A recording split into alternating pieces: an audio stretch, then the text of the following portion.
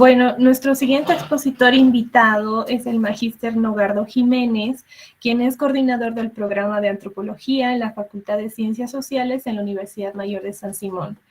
Él es licenciado en Antropología, tiene una maestría en Desarrollo Humano Sostenible y Gerencia Social y es doctorante en Medio Ambiente y Sostenibilidad. Posee una amplia formación en diplomados, cursos de especialización, cursos de actualización y participó en numerosos eventos internacionales. Entre las numerosas publicaciones de su autoría podemos mencionar Factores e incidentes en el desastre ecológico del lago Popó, Cualificación y profesionalización de las competencias laborales de la medicina tradicional, espiritual y naturista de los pueblos indígenas y originarios de Bolivia, Crítica a la universidad en tiempos neoliberales, La historia que acarrea un pueblo suri, Oruro y el problema étnico, y bueno, otros muchos. El título de la ponencia que nos va a compartir el día de hoy se titula Estudio etnográfico Ayllu Chulpa del norte de Potosí. Adelante, magíster Jiménez, tiene 20 minutos para exponernos.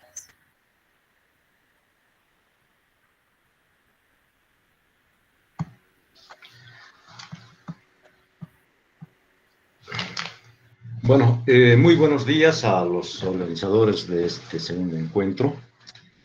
A la Universidad Católica, saludar a la directora de carrera de Antropología de la UNSA, a los participantes, creo que sus exposiciones han sido brillantes, y aquí al doctor Edwin Claros, a la magíster Nancy Magalí, a todos los presentes y también a los colegas que están acá del programa de licenciatura en Antropología.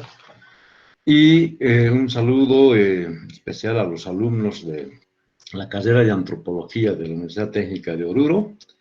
Están presentes acá, creo que está limitando el Meet, llegan a 100 y ya no pueden conectarse, me están escribiendo algunos todavía que desean conectarse. Y también quiero saludar al programa de licenciatura en Antropología de la Universidad Mayor de San Simón, de nuestra Facultad de Ciencias Sociales, y a la carrera de Sociología, está un curso, los que llevan Antropología Social, presentes acá, la carrera de Sociología de la Facultad de Ciencias Sociales. Bien, puedo conectarme, ¿verdad? Está el Meet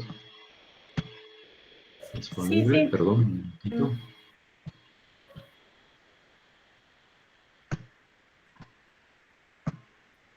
Bien.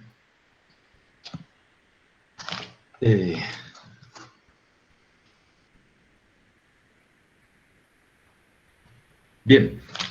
Tenemos la exposición del estudio etnográfico del Ayllu Chulpa del norte de Potosí.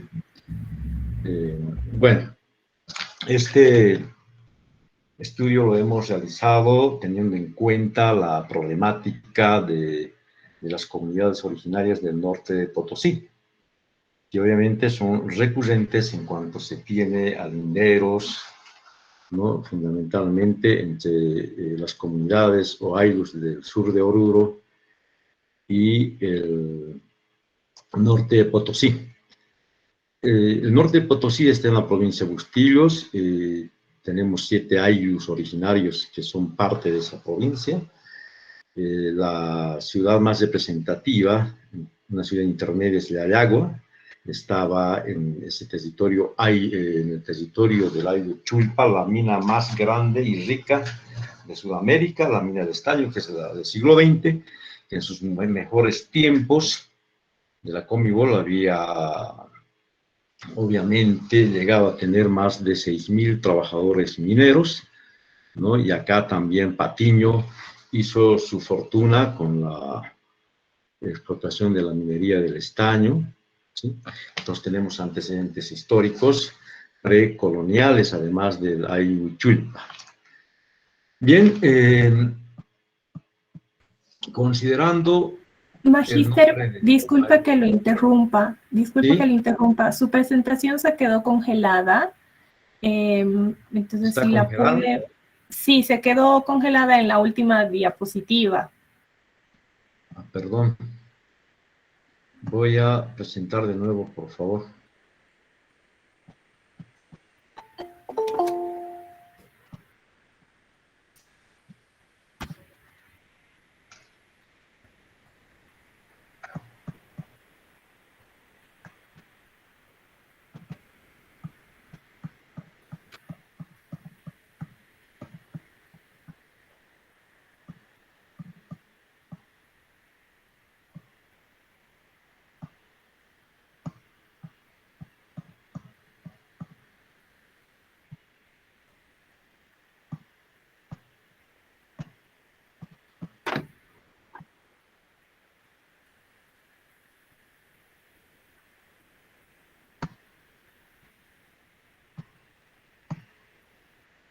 Bien, ¿podemos observar?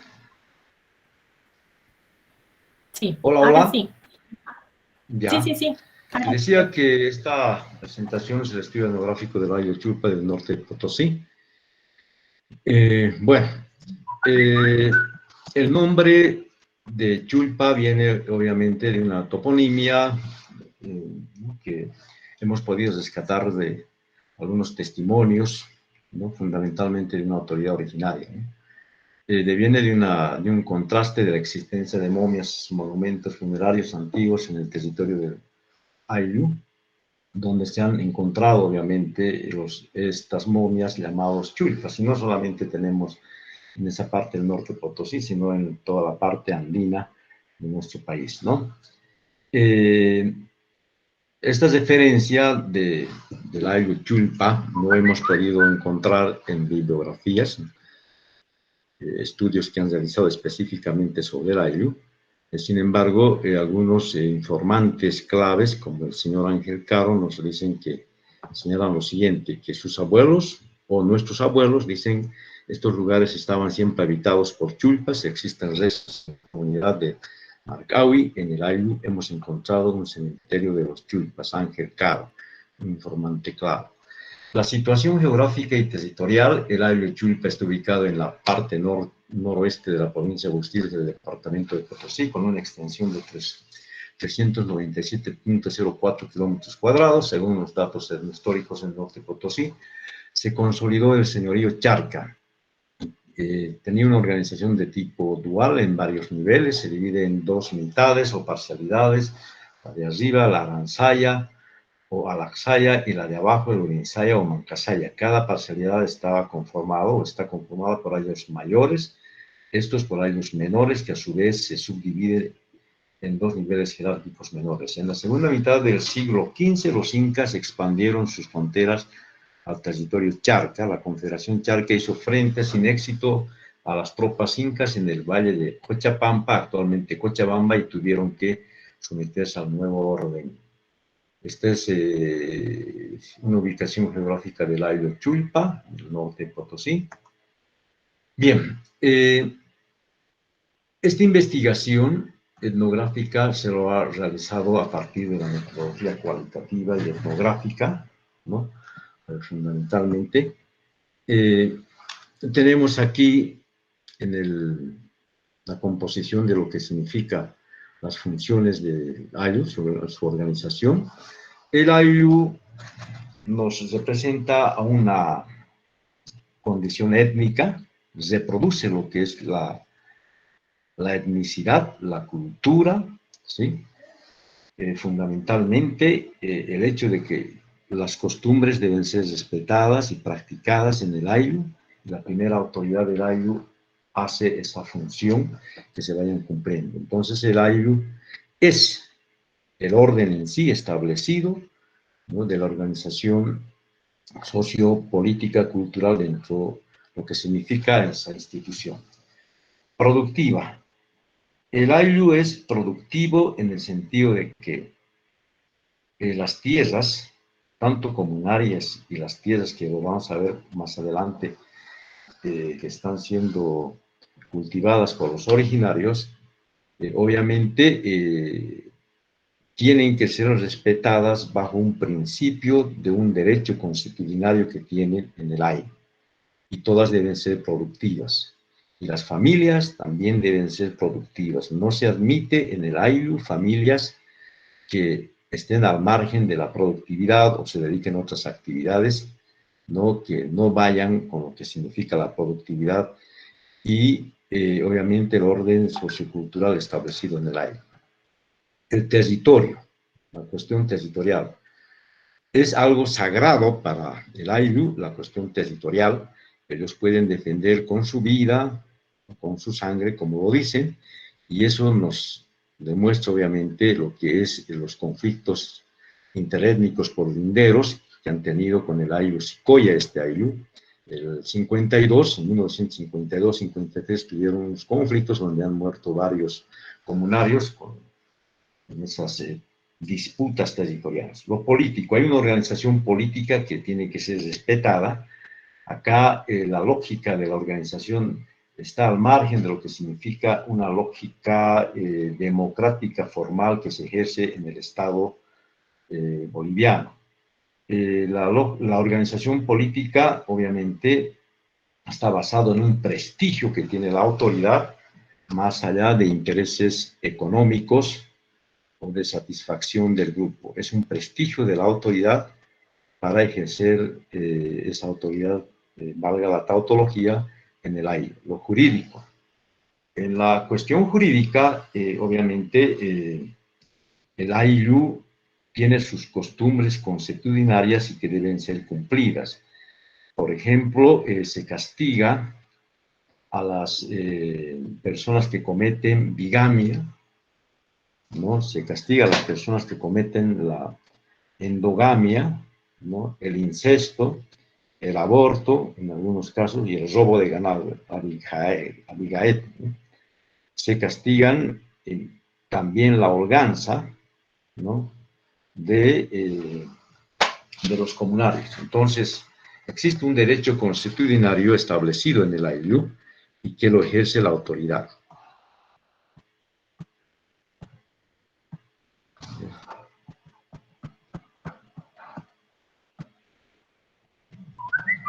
Tengo una falla técnica. ¿Me están escuchando, por favor? Se escucha, licenciado Hola, Nogardo, hola. con claridad. Se escucha, Sí, se escucha. licenciado, se escucha, se escucha. Sí, tengo una falla técnica, pero ya el Ayllu Chulpa, aunque aquí podemos observar cómo se han organizado, por ejemplo, para recibir a la primera autoridad.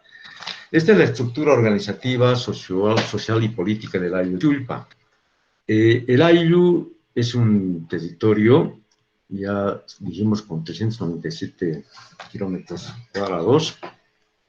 Al interior de ellos tenemos otros Ayllus pequeños, como por ejemplo el Yayagua, ¿no? Hankukalani, Circuyo. Aquí en este cuadro podemos ver 1, 2, 3, 4, 5, 6, 7, 8 Ayllus pequeños que hacen al Ayllu Chulpa grande. Y a estos Ayllus se los llama cabildo. Y cada Ayllu pequeño está constituido por las comunidades. Por ejemplo, el Ayllu Yayagua tiene la comunidad de Yayagüita, Chilihuanini, Navidad, Ñequeta, Uruyo, Tuxuta, ¿no? Y tenemos el Ayllu Sauta, por ejemplo, acá, el pequeño Ayllu Sauta, ¿no? Con 1, 2, 3, 4, 5, 6 comunidades, y Ayllus pequeños como Chaicari, que es cabildo. Estos Ayllus pequeños, se los denominan cabildos, tienen más comunidades. Entonces, hay una organización. El Ayllu mayor tiene una autoridad, que lo vamos a ver. Estos Ayllus menores tienen otra autoridad y que las comunidades también tienen sus propias autoridades. Si hacemos una sumatoria de las autoridades, vamos a ver que acá existen más de repente, de 40 autoridades originarias, ¿no? El control vertical de los pisos ecológicos. Ya John Víctor Murra y Zamiro Condarco nos hablan de estos estudios, del control vertical de los pisos ecológicos. Es decir, la economía étnica está basada no solamente en la producción del altiplano, ¿no? Sino que se controla diferentes nichos ecológicos comunes, ¿no? En la punta alta, donde los pastizales, ¿no? Obviamente, estas son tierras de pastizales donde pueden estar los camélidos, ¿no? En el núcleo serrano se produce la papa amarga y la cebada, ¿no? Y también se realiza el chuño. En el Chaupirana, lo que se denomina la transición entre la puna y el valle, la cabecera de valle, denominado Chaupirana, se produce la lisa, el trigo y un maíz especial, ¿no?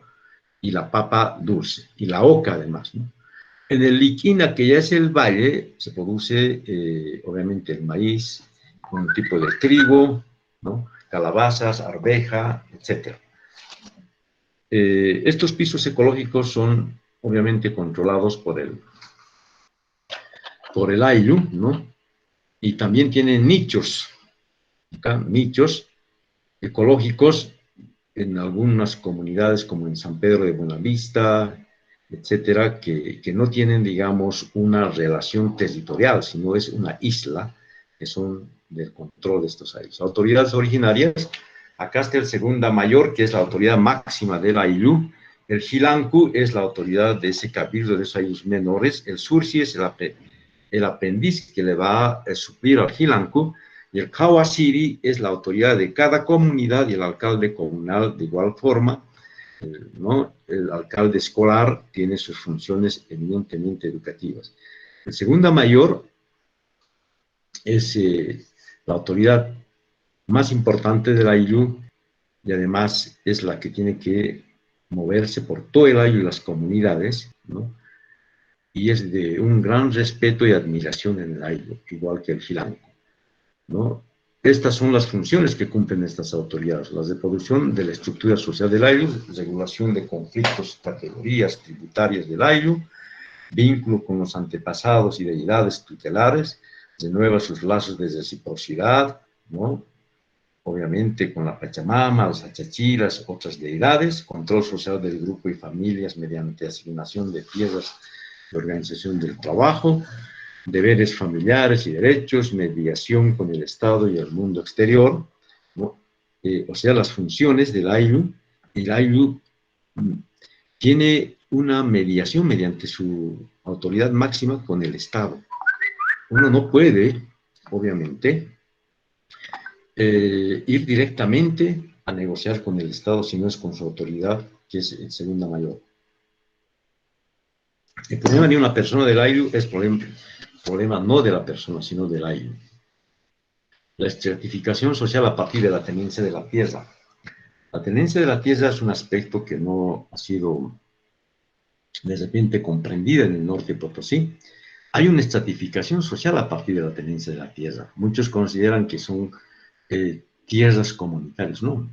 Los originarios son aquellos que han heredado la tierra de sus abuelos y sus abuelos han hecho un acuerdo con el Estado colonial para que les permitan mantener sus tierras y los ayllus puedan, ¿no? Obviamente, mandar un cupo de mitimayos a la mina de Potosí para que trabajen. Y el Estado colonial les otorga sus títulos a estos originarios. Los agregados son parientes de los originarios, ¿no? Y los cantuzunes, que son los más, no son parientes de los originarios ni agregados, sino que pueden ser jornaleros o pueden ser yernos del ayllu, ¿no? Y no acceden a las tierras. Pero existen dentro de ahí tierras comunitarias, donde sí pueden acceder un cantuzuna, pero las mejores tierras de cultivo están en manos de los originarios y los agregados. El tinku, dentro de lo que significa el ayllu, cumple una función sociocultural de emparejamiento exogámico y evita las relaciones endogámicas, ¿no? Y además, mediante esta forma, se han resuelto conflictos de tierras. ¿Qué quiere decir esto? Es decir, la mayor parte de los investigadores sostiene que el tinku es un ritual a la Pachamama. Sin embargo, hemos podido comprobar en el trabajo de investigación que cumple una función social. Los jóvenes y las mujeres solteras se van con sus mejores galas en el tinku que se lleva en 2 oportunidades en Aymaya y en Chayanta, en el 3 de mayo y en Todos Santos, ¿no? Y el momento que comienzan a enfrentarse con ayllu, que van a enfrentarse generalmente con Sicoya, o con los caracha. Entonces hay un intercambio de mujeres, es decir, el joven varón aprovecha el momento de la pelea para poder arrebatar a una mujer soltera, porque las solteras están identificadas con una polera y un amante especial, y los varones solteros de igual forma, y se la lleva a su ayllu. Y hay un intercambio entonces de mujeres en los dos aylus que obviamente no se visibiliza, ¿no? Está invisibilizado por el choque en el tinku, ¿no? En todo caso, esa invisibilización en el tinku no permite, digamos, identificar esto. ¿Cómo hemos identificado? A partir de los hijos primogénitos, ¿no?, que tienen las mujeres, ¿no?, dentro lo que significa el ayllu Chulpa y el Sikoya, y además, ¿no?, con los testimonios, con nuestros informantes claves, ¿dónde se han conseguido sus esposas? Obviamente en la fiesta del 3 de mayo, en Todos Santos, y esto evita la endogamia, ¿no? Se dice que los aylus son endogámicos, ¿no? Entonces se consiguen mujeres en otros aylus que obviamente tienen un carácter ya exogámico, es decir, no son endogámicos. Entonces el tinku tiene esa función social y no solamente es de ritualidad. Además, hay un aspecto fundamental en la resolución de conflictos en la tierra, en la franja entre los Sikoya y los Chulpa, donde los Chulpa que han llevado sus mujeres a su ayllu van a vivir en esa franja de conflicto, y los Sikoyas que han llevado a sus mujeres Chulpas en la franja de conflicto. Esas tierras están habitadas por Chulpas y Sikoyas, por tanto no es ya un territorio en conflicto. Es una forma salomónica que ellos mismos han considerado. La migración en el ayllu es tan importante que obviamente hemos ubicado este tipo de migración temporal, cíclica, pendular, migración interecológica, que se bajan del altiplano hacia los valles, ¿no? Ahí tenemos en los cronistas que nos hablan de este tipo de migraciones, ¿no? Migración interétnica, que obviamente está contemplado dentro de la Organización Internacional de la Migración, ¿no?, a los centros urbanos y mineros, la migración al trópico, la migración climática, últimamente los refugiados climáticos por el calentamiento global, ¿no? Entonces, este tipo de migración hace una estrategia en la productividad de los aylus, ¿no? La multiestrategia en la reproducción de la sociedad agraria del ayllu, ¿no? Tenemos un sistema agrario, un sistema ganadero, tenemos un sistema de migración, es decir, la migración es parte de su subsistema, ¿no?, estratégico de la reproducción de la sociedad del ayllu. Tienen que migrar, ¿no?, para poder complementar su economía. En la estrategia económica complementaria del ayllu, por ejemplo, tenemos la estrategia económica de lo tropical, migran al Chapare, al norte argentino. La estrategia económica de los mineros van a trabajar con los cooperativistas a las minas de Uncía, Liayagua. Los cooperativistas de igual forma hacen otros trabajos de lavado en el río de Huanuni, ¿no?, y así, ¿no? En estrategia urbana llegan a los trabajos de ayudantes de albañiles, como cargadores o parapitas, ¿no?, y las más ancianas a veces a pedir limosna, ¿no? La migración como medio para la estrategia de reproducción del ayllu es parte de ese sistema, ¿no?, estratégico de la reproducción del ayllu, la migración. Bien, creo que no tenemos mucho tiempo. En conclusión, la economía de subsistencia no permite una reproducción regular del ayllu, porque es una economía de subsistencia, es una economía secana, no existen riegos, ¿no? Y además esta producción agrícola está condicionada estrictamente al factor climatológico, siendo una agricultura asecana. Mediante la investigación cualitativa se identificó con claridad los problemas del ayllu, además de hacer un análisis crítico de la relación del ayllu con el Estado y el mercado capitalista, ¿no? La relación que trae formas de marginamiento, de explotación de las fuerzas de trabajo, en condiciones obviamente infrahumanas en algunos casos, ¿no?, nada comparables con los demás sectores de la sociedad. el modelo sociocultural, económico, político, productivo y étnico, jurídico y territorial de la Ayllus está vigente en pleno siglo XXI, permanece desde las épocas pre-incaicas y coloniales, a pesar de que han sido en estos momentos históricos vulnerados, ¿no? Este Ayllus y los demás Ayllus del norte de Potosí, obviamente he hecho un estudio de caso en este Ayllus Chulpa, por ejemplo, con la colonia, cuando les imponen, ¿no? Además del cupo que tenían que mandar a la mitad de Potosí, unos tributos para que se sostenga el Estado colonial. Tristan Platt, un estudioso de esa parte, nos dice que durante la República, por ejemplo, los Ayllus del norte de Potosí sostenían al Estado boliviano con sus tributos. Además, llevaban la producción de trigo hasta el sur del Perú, ¿no? Inclusive al norte argentino, dice Tristan Platt, ¿no?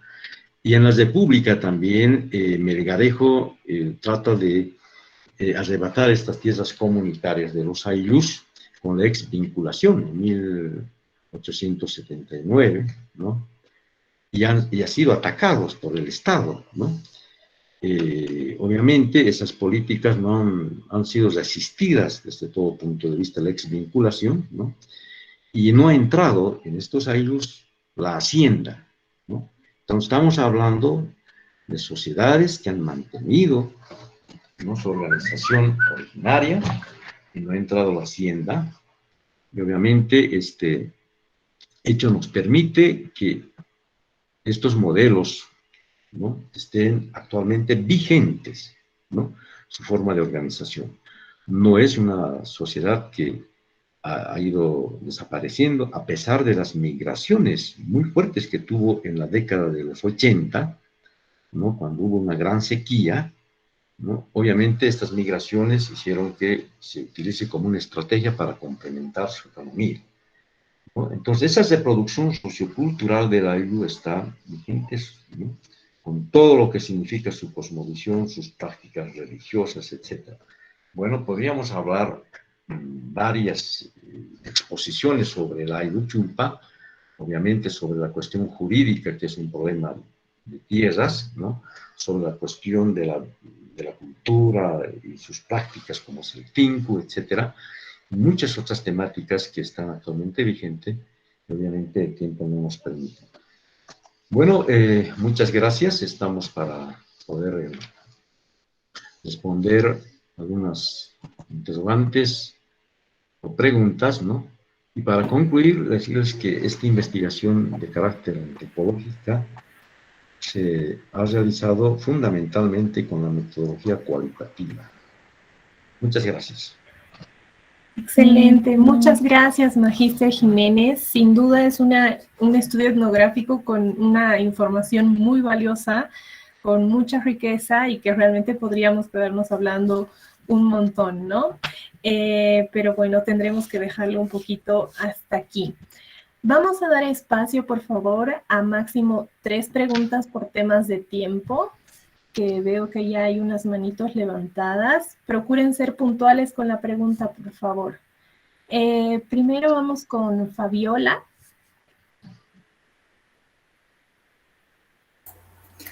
Gracias, buenos días. Lice Nogardo, gusto volverlo a encontrar en este espacio.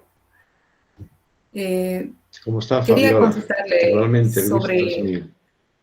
Gusto, Lice. Acerca de la temática de eso del robo de mujeres entre Ayllus, ¿se ha podido profundizar un poquito más esa temática? Si están de acuerdo las mujeres, si es contra su voluntad, y por eso todavía continúan los conflictos, porque yo he tenido la oportunidad de reunirme con mujeres líderes que son de 13, 14, 15 años y decían que ellas se sienten totalmente desprotegidas, ¿no?, por sus comunidades, por todo, por el hecho de que no tienen el derecho a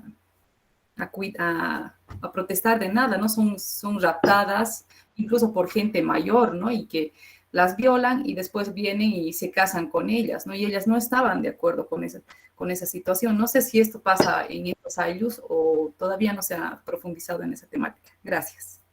Bien, debemos de contextualizar dos cosas, ¿no? El ayllu tiene una práctica jurídica que son muy exigentes en el cumplimiento.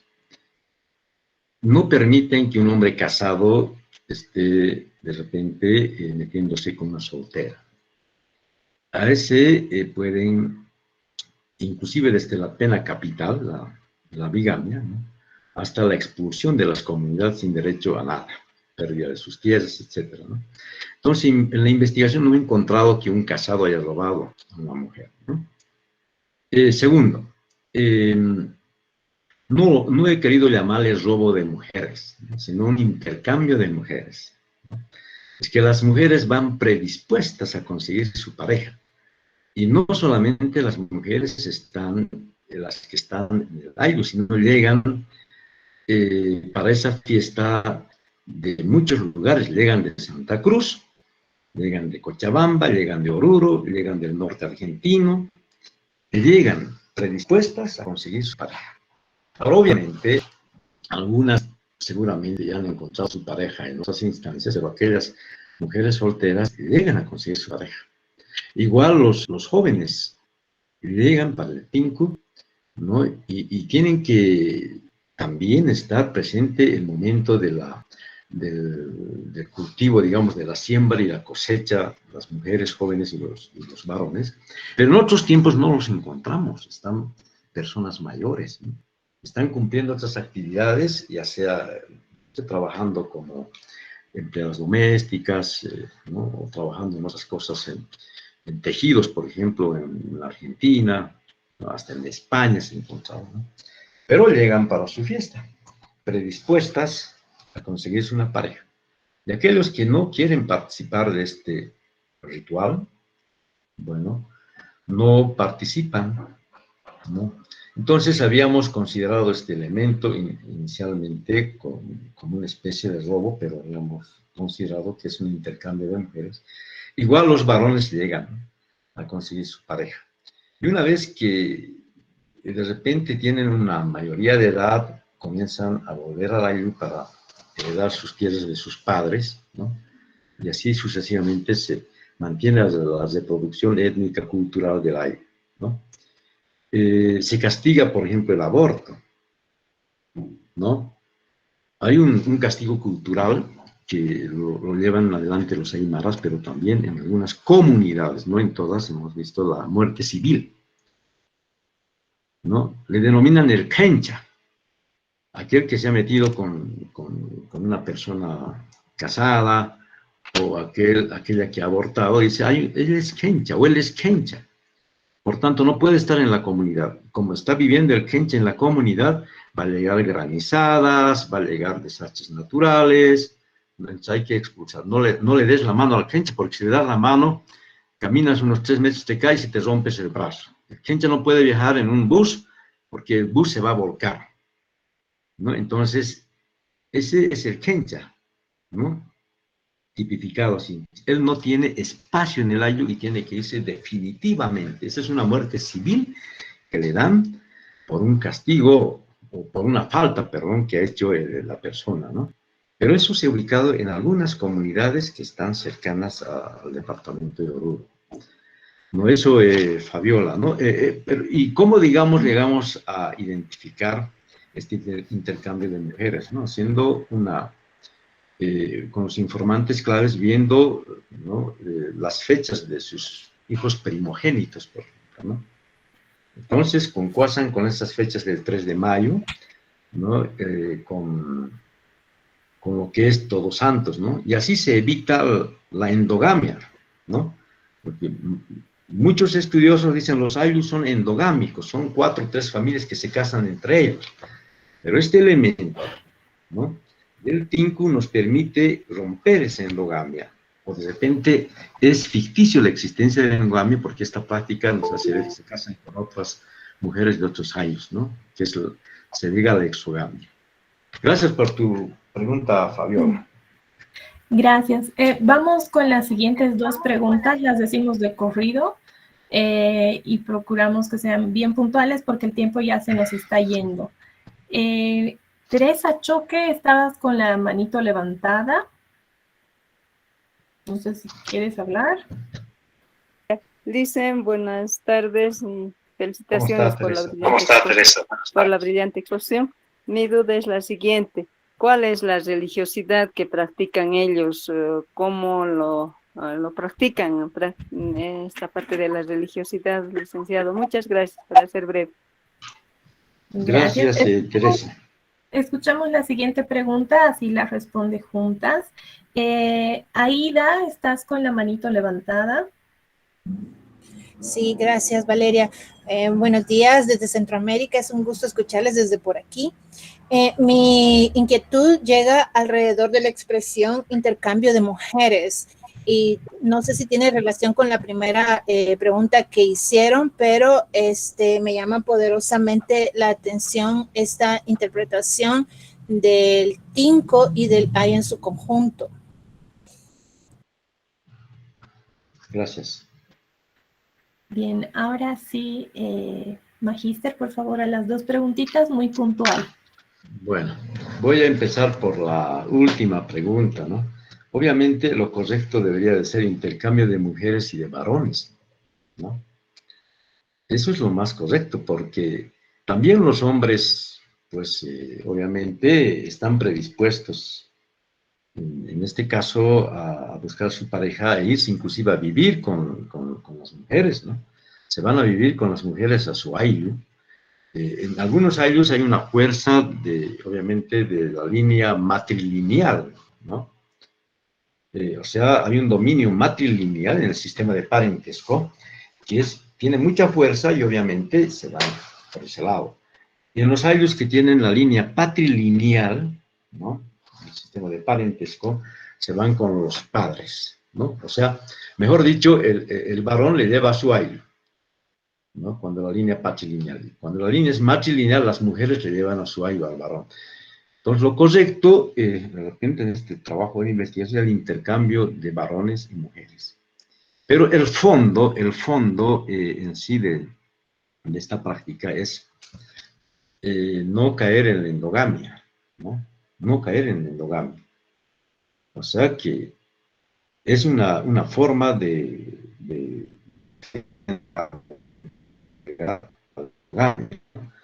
y obviamente esta práctica, interpretada por los policías, las autoridades, dicen estos, ¿no? ¿Cómo van a ser, entre comillas, estos salvajes? Se pegan, pelean entre ellos, ¿no? Y entran policías, uno a uno, ¿no? Van, ¿no entiendes? Y entonces, entre uno, entre otro, y van peleando en esa forma, sin ver, digamos, las leyes subyacentes que tiene esa práctica del tinco, ¿no?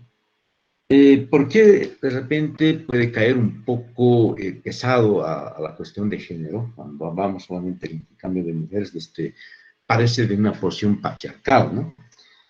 Las mujeres, sí, están de acuerdo en que se han conseguido y se van a conseguir, ¿no?, sus maridos en la fiesta de la cruz, en la fiesta de Todos Santos. Dicen en la fiesta de la cruz o Todos Santos. No dicen en el tinco, ¿no? Pero obviamente la fiesta de la cruz es el tinku chayanta. No es el tinku de Macha, que el tinku de Macha es el que se manifiesta más en Macha, ¿no? Y además han pasado por televisión, etc. Este es el tinku de Chayanta y de Aymaya. Son dos comunidades que están en el norte de Potosí. El otro es un pueblo de reducción Chayanta, ¿no? Bien, lo otro, la cuestión de la religión. Hay un sincretismo religioso, ¿no? Una simbiosis. O sea, los ayllus llegan a las 12 de la noche y comienzan a cantar, a libar bebidas alcohólicas y también a chayarse a la torre de la Iglesia Católica, ¿no? O sea, para que les dé fuerza.